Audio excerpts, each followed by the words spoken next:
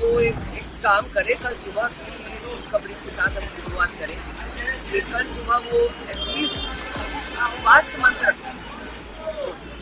ममता देवी को अगर थोड़ा सा भी सेंस होता, डेमोक्रेटिक सेंस, तो आज से 2 महीना पहले ही रिजाइन कर दी होती। मिलकर उसका समाधान हो, ताकि भविष्य में इस प्रकार की घटनाएं अगर होती रहेंगी तो सभ्य समाज के लिए बहुत ही खतरे की घंटी है। वो तो इस्तीफा तक देने को तैयार है। मैं समझ रहा हूं कि अब ये वक्त है, बैठिए, रिजॉल्व करिए, दूसरी अभया ना हो इस देश में।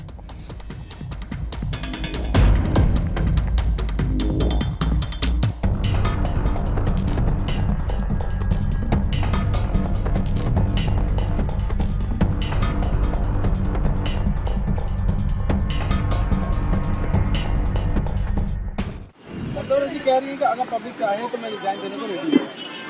हाँ, वो एक काम करे, कल सुबह की खुशखबरी के साथ हम शुरुआत करें कि कल सुबह वो एटलीस्ट स्वास्थ्य मंत्र शुरू करें। ममता देवी को अगर थोड़ा सा भी सेंस होता, डेमोक्रेटिक सेंस, तो आज से 2 महीना पहले ही रिजाइन कर दी होती। महिला है और उसके राज्य में महिलाओं के साथ इस प्रकार का कार्रवाई हुई है और वो नखरा कर रही हैं, क्योंकि लॉ एंड ऑर्डर राज्य का मुद्दा होता है और इस परिस्थिति में वो संभाल नहीं सकी और अब दूसरे प्रकार के नाटक कर रही है बचने के लिए। कहने का मतलब सत्ता का लोलुप है, उसको इस्तीफा दे देना चाहिए। बंगाल में जो हालात हो रहे हैं, ममता सरकार को बढ़ाने का प्रयास है, अच्छा ये लोग कैसे है?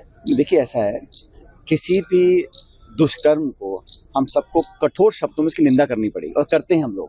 किसी सरकार हो, कोई शासन प्रशासन हो, लेकिन बच्चियों के साथ बलात्कार हो रहा है और जिस बर्बरता से किया गया उसको कौन सही मान सकता है। मैं तो कहता हूँ उस पर उचित कार्रवाई होनी चाहिए। सुप्रीम कोर्ट ने उस पर संज्ञान लिया है, सीबीआई जांच कर रही है, राज्य सरकार भी कर रही है।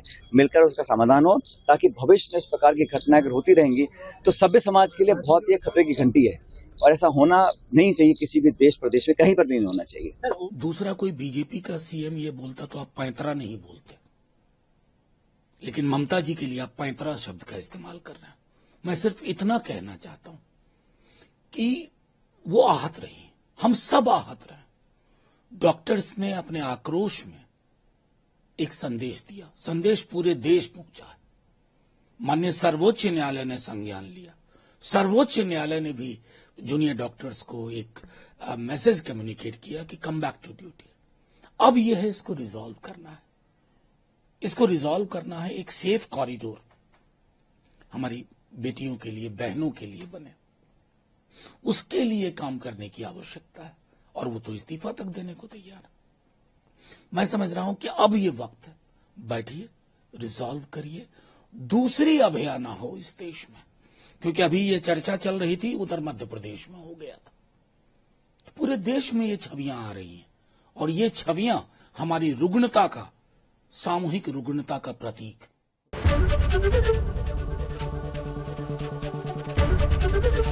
एबीपी गंगा, खबर आपकी, जुबान आपकी।